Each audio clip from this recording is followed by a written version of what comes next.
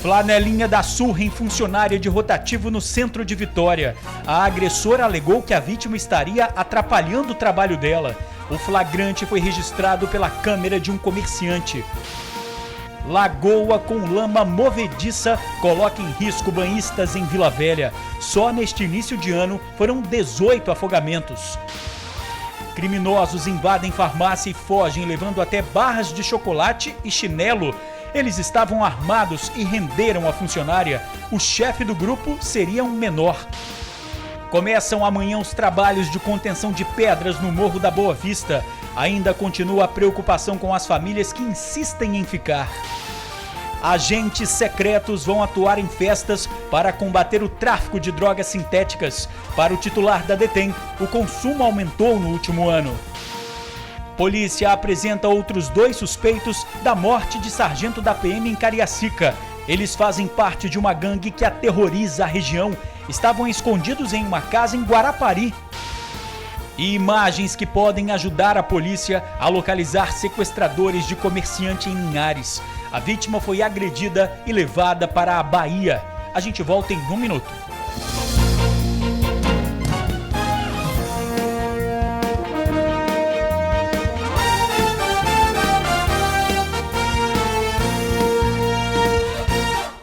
Olá, boa noite. O flagrante de uma cena absurda. Uma funcionária do estacionamento rotativo do centro de Vitória levou uma surra de uma flanelinha. Tudo porque a vítima estaria atrapalhando o trabalho dela. A flanelinha parte para cima da funcionária pelas costas. A mulher não tem nem tempo para se defender e cai. A agressora chega a chutar a cabeça da vítima. São vários golpes até que os populares intervissem. Eles afastam a flanelinha e ajudam a mulher a se levantar. Mesmo com tantas pessoas no local, a flanelinha esbraveja e ameaça a funcionária do parquímetro. Essa cena de violência gratuita foi gravada ontem à tarde no centro de Vitória. Tudo aconteceu neste ponto, em frente à Praça Costa Pereira. A agressão foi registrada pelas câmeras deste empresário. Segundo ele, uma cena muito mais comum do que a gente pensa. É uma cena que se repete. Por exemplo, sábado deu uma aqui na frente, né? Só que não era de flanelinha, era de ladrão. Alguém correndo atrás do ladrão, bateu, socou o cara aqui de encontro, um carro aqui. Essas cenas têm que acabar aqui, né? A vítima é uma funcionária da empresa VIX Park e trabalhava na fiscalização na região. Segundo testemunhas, a agressão aconteceu porque a flanelinha disse que a vítima estava atrapalhando o trabalho dela. A VIX Park informou que a flanelinha e a funcionária foram levadas ontem para a delegacia, onde o boletim de ocorrência foi registrado. A funcionária da empresa vai ficar 3 dias afastada do serviço para se recuperar dos ferimentos. A Secretaria de Segurança Urbana informou que pedir dinheiro não é uma prática criminosa. Os flanelinhas, de acordo com a lei, não estão cometendo nenhum ato ilegal. A prática criminosa só fica caracterizada quando há extorsão ou dano ao patrimônio. E aí o motorista deve procurar a polícia. No centro da capital, parquímetros foram instalados em novembro de 2014. Com o estacionamento rotativo, muitos flanelinhas acabaram deixando de atuar ali e foram para outros pontos. A mulher vista nas imagens agredindo a funcionária da VIX Park seria usuária de drogas e mora na rua. Nestas imagens, ela aparece recebendo comida que era distribuída na praça por um grupo de voluntários. A agressora já teria se envolvido em outras brigas. Enquanto muitos flanelinhas trabalham seriamente pelas ruas, outros promovem cenas lamentáveis como essas. E aí o motorista é quem acaba ficando com medo e desiste de dar qualquer quantia em dinheiro. Prefiro pagar um parquímetro e ter alguma segurança, se tiver polícia rodando e tudo mais, do que ter que pagar por um flanelinha. Não pago. Se você tem a prefeitura te cobrando por um tipo de um serviço que é prestado, a prefeitura é responsável por isso. Então você não tem que pagar para 2 pessoas. Além de pagar o seu imposto, você paga o estacionamento e ainda paga por flanelinha.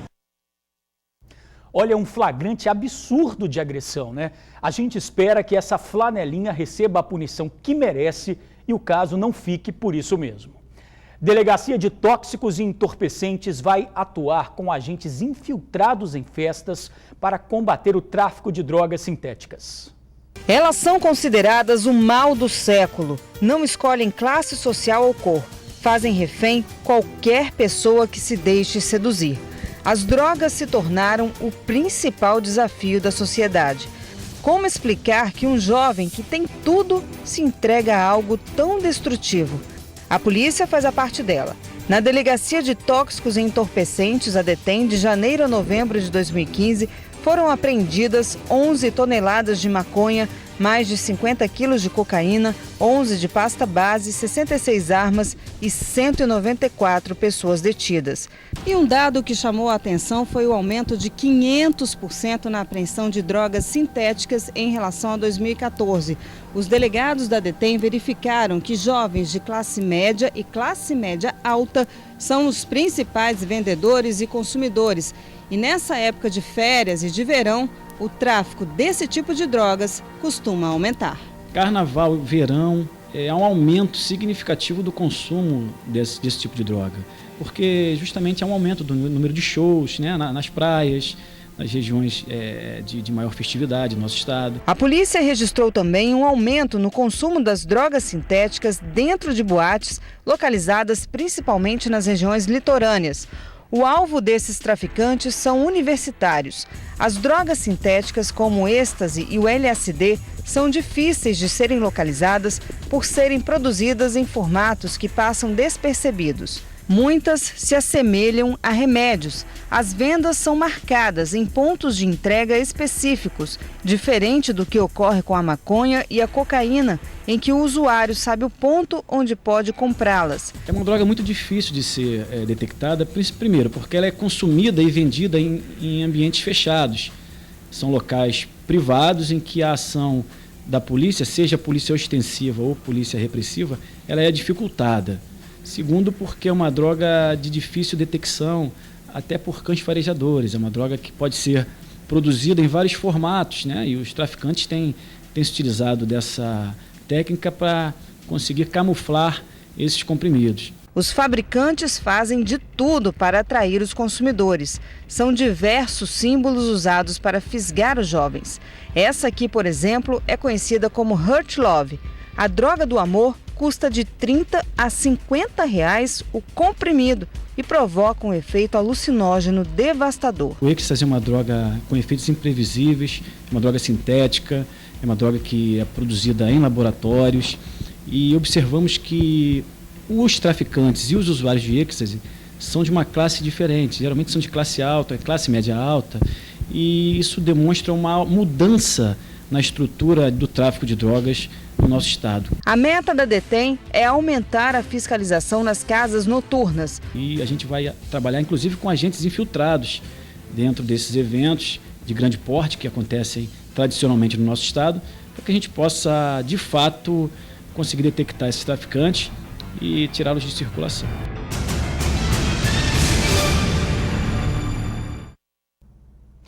A polícia prendeu outros 2 suspeitos da morte do sargento da PM em Cariacica.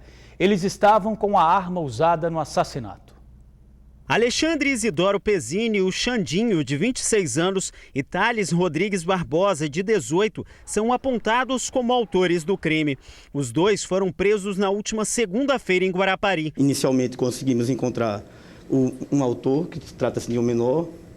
Esse autor já confessou o crime e apontou os 2 outros autores.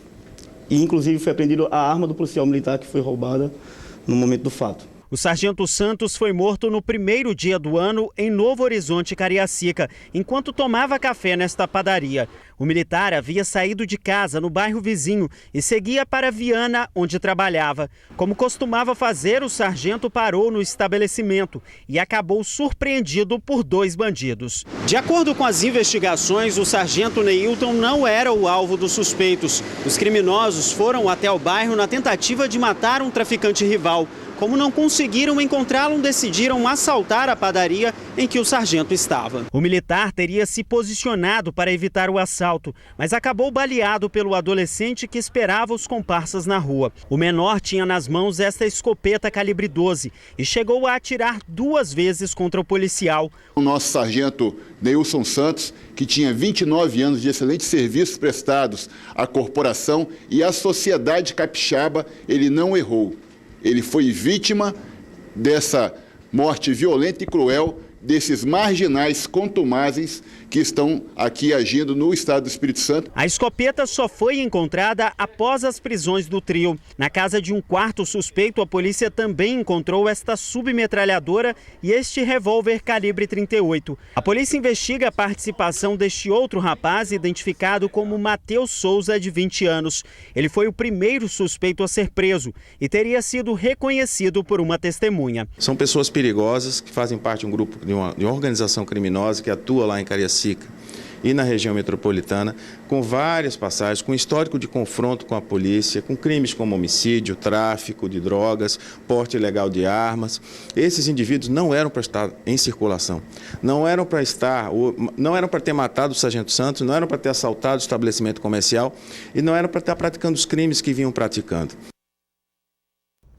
Moradores se revezam à noite para vigiar novos riscos de deslizamentos no Morro da Boa Vista, em Vila Velha. A previsão é que os trabalhos de contenção das pedras comecem amanhã. Ô, de casa? É assim, a gente bate nas portas e não encontra ninguém aqui na região onde a pedra desmoronou. Os moradores estão com medo e estão aflitos por uma solução. Angélica, os vizinhos estão deixando as casas. Todo mundo está deixando suas casas porque está com medo de acontecer mais a tragédia. Então, assim, a população quer solução, porque todo mundo está deixando suas casas.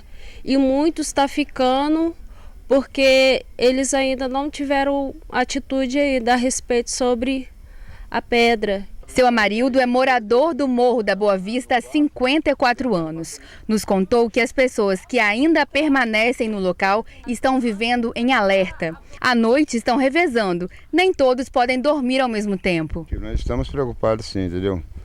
Todos os moradores de um aqui tá tendo aquele sono sossegado, tranquilo, para descansar o corpo e a mente. Porque inclusive nós estamos fazendo reserva, né? Um dorme um cara, depois vai um acorda do outro para sempre ficar alerta. A pedra gigante desmoronou após um deslizamento de terra na última sexta-feira. Até agora são mais de 1.300 pessoas afetadas pelo desastre. Hoje pela manhã, o geólogo da GeoRio, fundação ligada à Secretaria de Obras do Rio de Janeiro e especializada em contenção de encostas, pôde avaliar de cima o terreno. As conclusões serão enviadas à Prefeitura de Vila Velha nos próximos dias. Todo o trabalho vai servir como base para as ações que serão executadas no local. Hoje é quarta, até agora não apareceu ninguém fazer nada ainda. Simplesmente botaram uma cela, que não sei o que dá para vocês verem aqui, mas de tela não vai segurar nada. Quer dizer, então para a vida humana, para isso, até agora no momento não está no valor nenhum. Uma situação de aflição mesmo, né? A princípio será feita a destruição das pedras menores e em seguida a fixação de duas maiores.